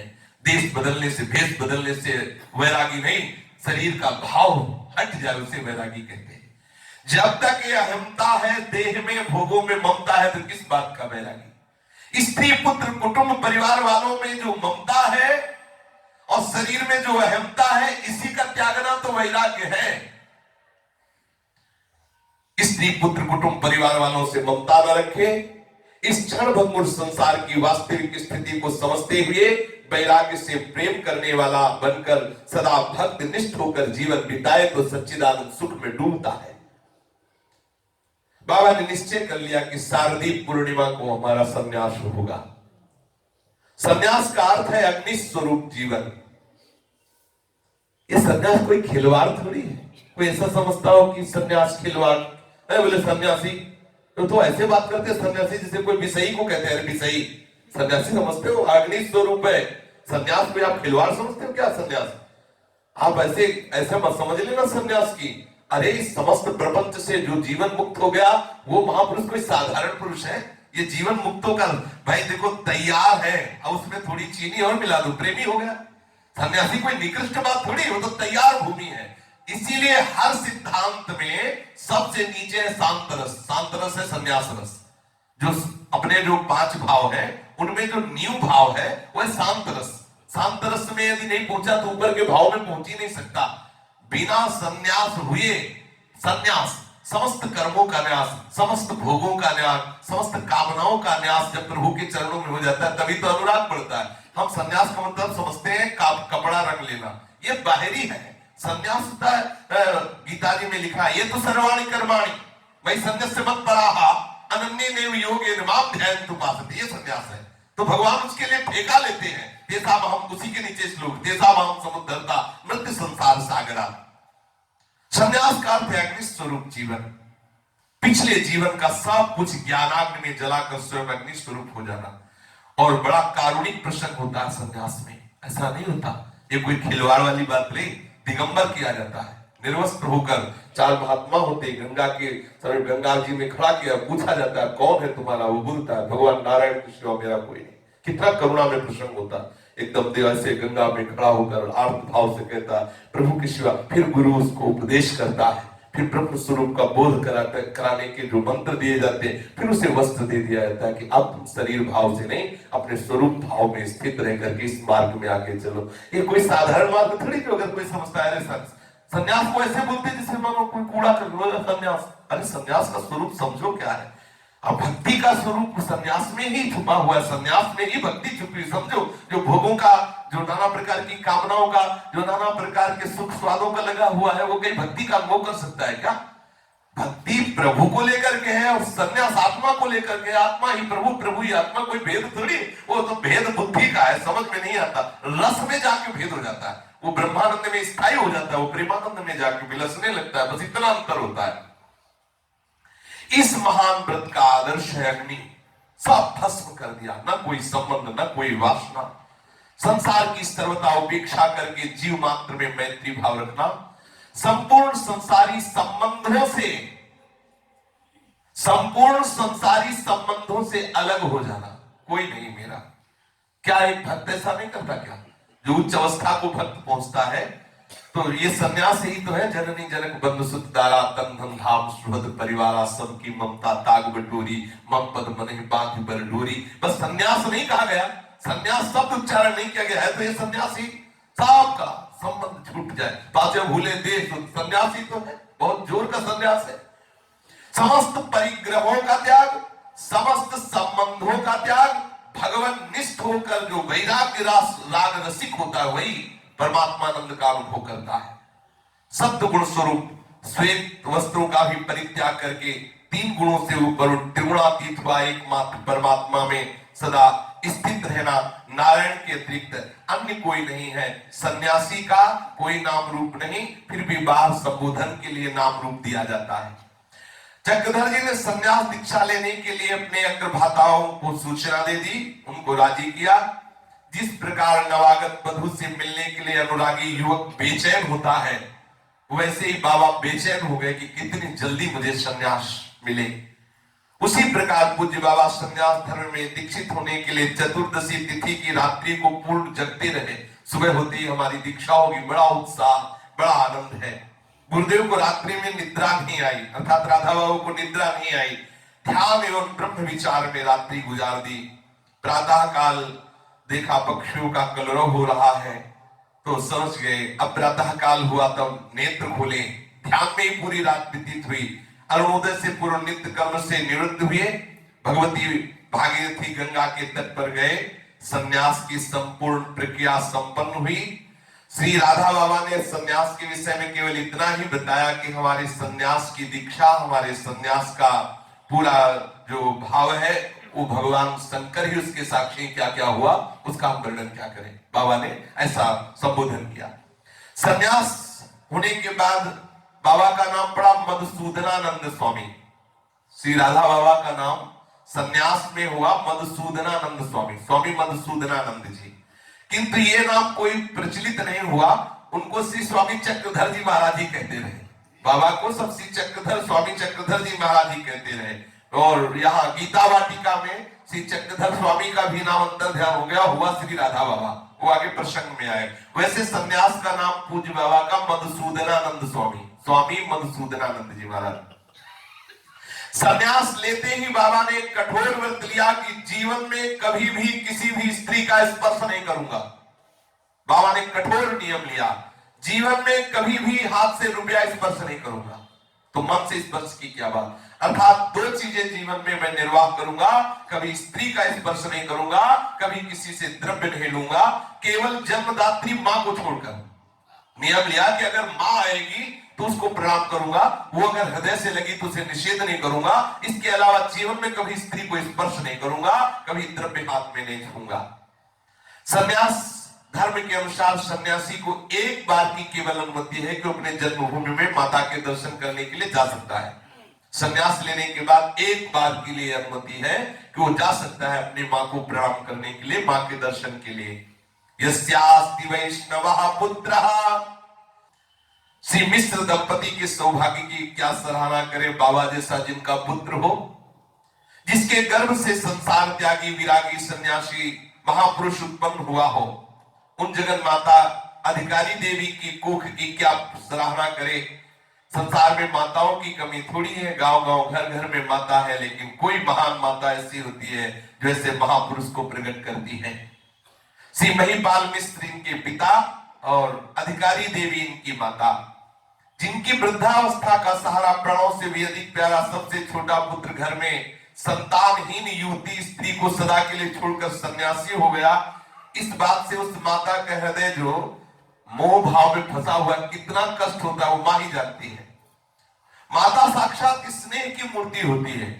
कोई भी महापुरुष हो, एक यही जगह है जहां से निकल पाना बहुत कठिन होता है। जब मां सामने रोकर खड़ी होती है तो अच्छे अच्छे की पुडरी कांपने लगती है, क्योंकि वो ऐसा वात्सल्य स्वरूप होता है, वहां से भगवान ही निकालते हैं। देवकी यशोदा कौशल्या देहूती आदि अवतार जननी जो भी है वो भी अपने पुत्र के वियोग में बिलखी है। फिर ये तो बाबा की बात है।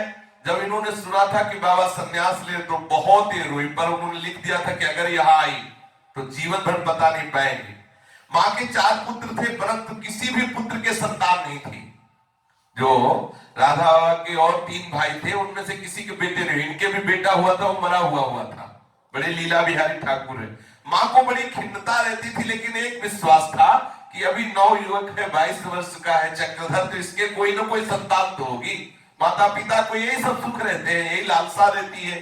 वंश बेली के विस्तार की आशा माता पिता की अब चक्रधर पर ही टिकी थी, लेकिन वो आशा भी समाप्त हो गई क्योंकि बाबा ने संन्यास ले लिया। माता पिता को सबसे अधिक कष्ट दे रही थी पुत्र वधू की चिंता, कि वो तो निरी अभी अबोध ग्रामीण बालिका है, अभी यौवन की देहरी पर उसके चरण पड़े।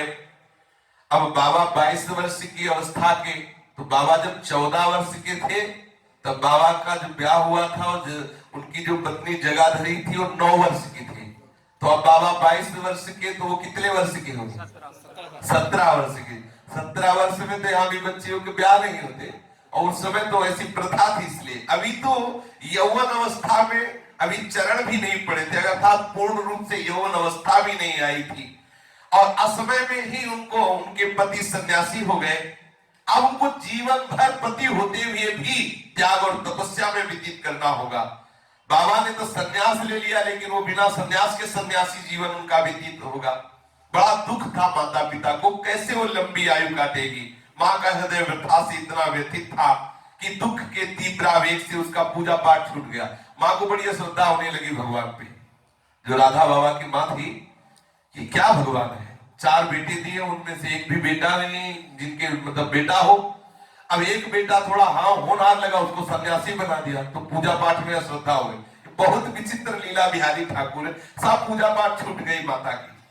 सबसे अधिक करुण स्थिति फकरपुर ग्राम की इन तपस्विनी को थी, राधा बाबा की जो पत्नी थी। जब उन्होंने सुना कि हमारे पति ने सन्यास ले लिया, उसी दिन से श्रृंगार करना बंद कर दिया। जे भी सुना कि पति ने सन्यास ले लिया, उसी दिन से राधा बाबा की जो पत्नी बनने का सौभाग्य प्राप्ति की थी, उन्होंने श्रृंगार छोड़ दिया। कोई भी सुगंधित द्रव्य लगाना बंद कर दिया, कोई भी स्वादिष्ट भोजन नहीं, छोड़ दिया, और बस केवल रोना ही रोना। अब कौन उनको समझाए, कौन उनके समीप रहे। माँ पिता तपस्विनी अन्य जन सभी उदास थे कि अब क्या कहा जा सकता है। चक्रधर जी ने तो सन्यास ले लिया। बाबा ने सोचा कि प्रारंभ में ही जाके एक बार माँ के दर्शन कराऊं सन्यास वेश में, फिर दोबारा जीवन में नहीं जाएंगे। तो थोड़ी रात हो चुकी थी, तब बाबा गांव में प्रवेश हुए। माता पिता के दर्शन के लिए मकान के भीतर गए, जाकर आंगन में खड़े हो गए। ये सुनते ही कि चक्रधर आए, दौड़ती हुई माई और देखा भगवा वस्त्र धारण किए हुए, मुंडन किए हुए सन्यासी वेश बाबा का, वो लपट गई और हृदय से लगा के रोने लगी। अपनी अजस्र धारा से, आंसुओं की धारा से बाबा के गिरे कपड़ों को भिगो रही थी। सन्यासी पुत्र गंभीर भाव से खड़े और माता विह्वल होकर के लिपट करके भाव ऐसा द्रवित हुआ कि ना आंसू उनके रुक रहे थे, ना पिता के, कोई घर के सब जो देखता वो रोता। अति अनुरागम मोर लाए, नयन सने सलिल अनवाए, ते ही अवसर कर हर्ष विषादु, किम कहे मूक जिम स्वादु। माँ खूब जोर जोर से रुदन करने लगी। बाबा ने अपने अमृत में वचन से फिर शांत किया, पर माँ तो बार बार हिचकियां ले रही थी, बार बार रो रही थी। बाबा ने कहा कि माँ आप रो मत, आप क्यों रो रहे हैं। बार बार सर पे हाथ फेरते हुए राधा बाबा की माँ ने पीठ पे हाथ फेरते हुए कहा, बेटा तुम मुझे समझा रहे हो कि रो मत, तुम्हारे जैसा बेटा अब सन्यासी हो गया तो रोने के सिवा मेरे पास बचा क्या है। और इतना कह के वो फिर जोर जोर से रो पड़ी, प्रवाह और जोर से रोने का हो गया। बाबा ने माँ के चरणों में सर रखा और कहा कि माँ तुम इतना अधीर मत हो, इतना विकल क्यों हो रही, घबराओ नहीं। मैं सन्यासी जरूर हो गया हूं, लेकिन हो तो तुम्हारा बेटा ही, बेटे में कोई अंतर नहीं, जो का त्यों वैसा ही बेटा हूं। सन्यासी का वेश बदल लिया, पर हूं तो तुम्हारा बेटा, इसमें कोई संशय। मैं तुम्हारा सदैव ऋणी रहूंगा मां, तुम रो मत। तुम्हारे ऋण से मुक्त होना संभव नहीं है। मैं तुम्हारे लिए वही, महाप्रभु चैतन्य देव ने भी यही कहा था माता सची से कि अगर हमारे शरीर की त्वचा की जूती बनाकर और तुम्हें पहना दे तो हे माता, मैं तुम्हारे ऋण से ऋण नहीं हो सकता। लेकिन अब क्या करूं, मेरे हृदय में ऐसी विकलता नहीं रहा जा रहा। अब श्री कृष्ण मुझे घसीट रहे हैं, अब मैं सन्यास के सिवा नहीं रह सकता। ऐसा तुम मेरे लिए तनिक भी चिंता मत करो, तुम विश्वास करो, मुझे किसी भी प्रकार का कष्ट नहीं होगा। मैं वचन देता हूं, जहां भी रहूंगा, जब मुझे पता चलेगा कि तुम्हारी मृत्यु का समय आया तो मैं जरूर तुम्हारे पास आ जाऊंगा। चक्रधर जी ने कहा, राधा बाबा ने कहा, मुझे आशीर्वाद दो, मैं महान उद्देश्य के लिए सन्यास वेश लिया, ये सफल हो जाए। बहुत देर तक राधा बाबा मां को सांत्वना देते रहे। पुत्र के आने का समाचार सुनकर पिताजी के धैर्य का बांध टूट गया। वो कमरे में बैठे बैठे अश्रु विमोचन कर रहे थे और उनकी आंखों की ज्योति पहले ही चली गई थी। पिताजी के पास गए, बाबा चरणों में प्रणाम करके कहा, पिताजी के नेत्रों की दृष्टि क्षीण हो गई थी। उन्होंने अपने पुत्र सन्यासी को गले से लगा लिया और सिसकते हुए बोले, बेटा ये तुमने क्या किया, मुझे बूढ़े पिता को छोड़कर सन्यास ले लिया, तुम सन्यासी बन गए, मेरा सहारा चला गया। पूज्य बाबा ने पिताजी को सांत्वना दिया, आप कातर मत होइए, मैं आपका पुत्र हूं, कहीं भी रहूं आपका ही कहलाऊंगा। मेरी सफलता आपका सुयश बढ़ाएगी आपके वात्सल्य ने मुझे पाल पोष कर बड़ा किया है। आपका आशीर्वाद इस सारे विघ्नों का निवारण करेगा। आप आशीर्वाद दें, जिस उद्देश्य की सिद्धि के लिए मैंने संन्यास लिया है, हमारा उद्देश्य पूर्ण हो।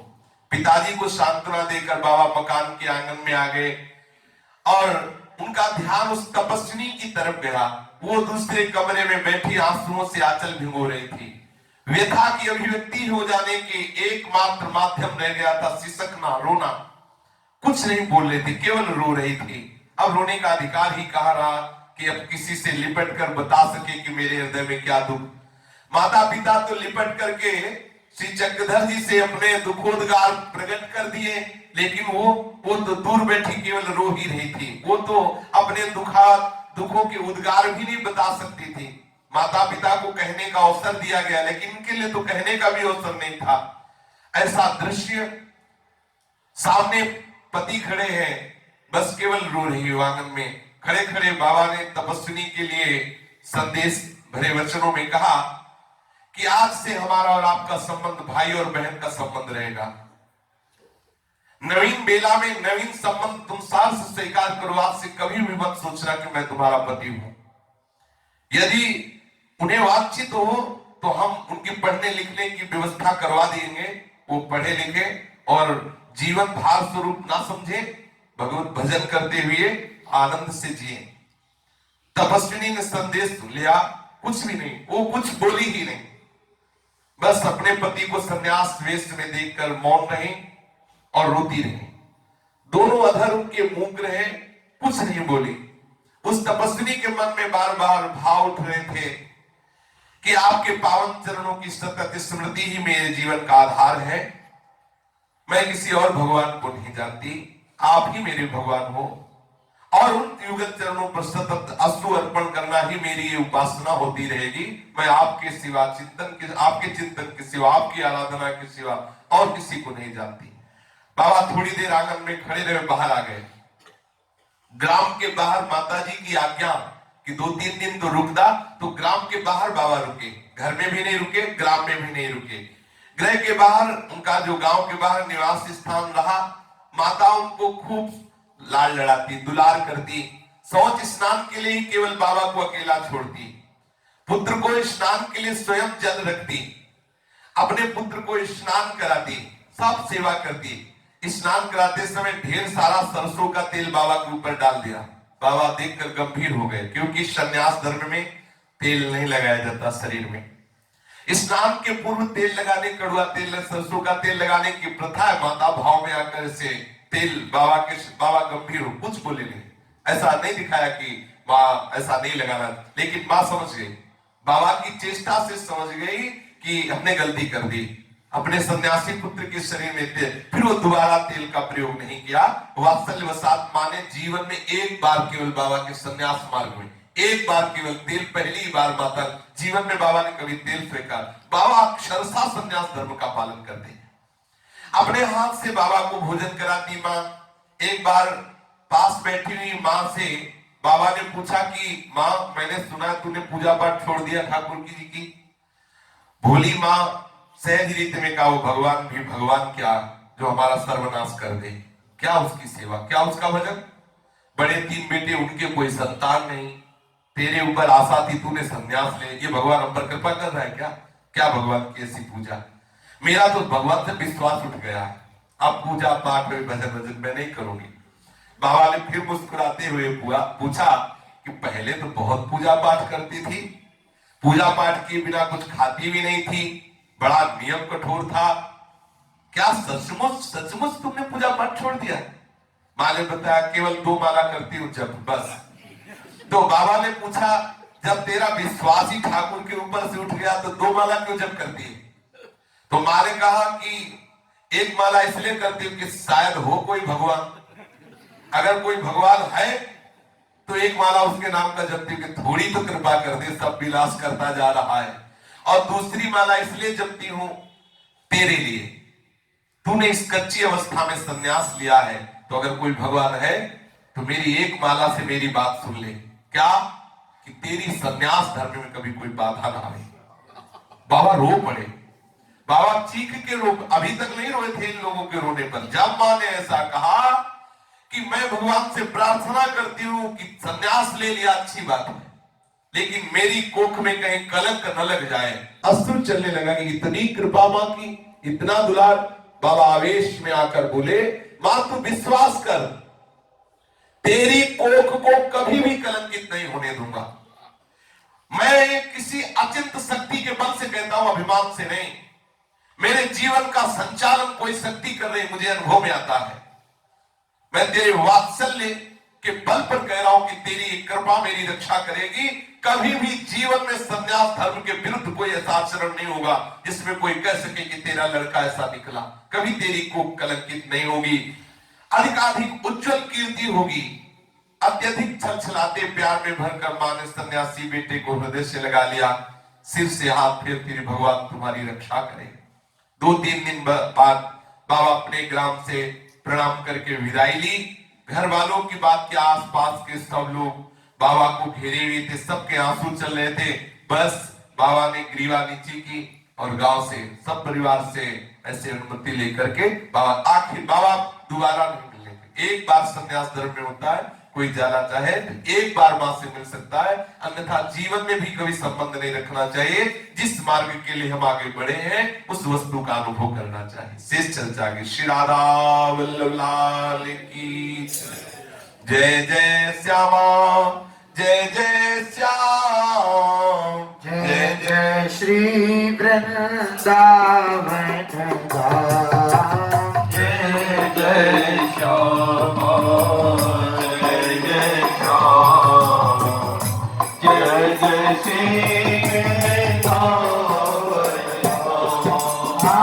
मेरी श्यामा मेरो श्यामा, मेरी श्यामा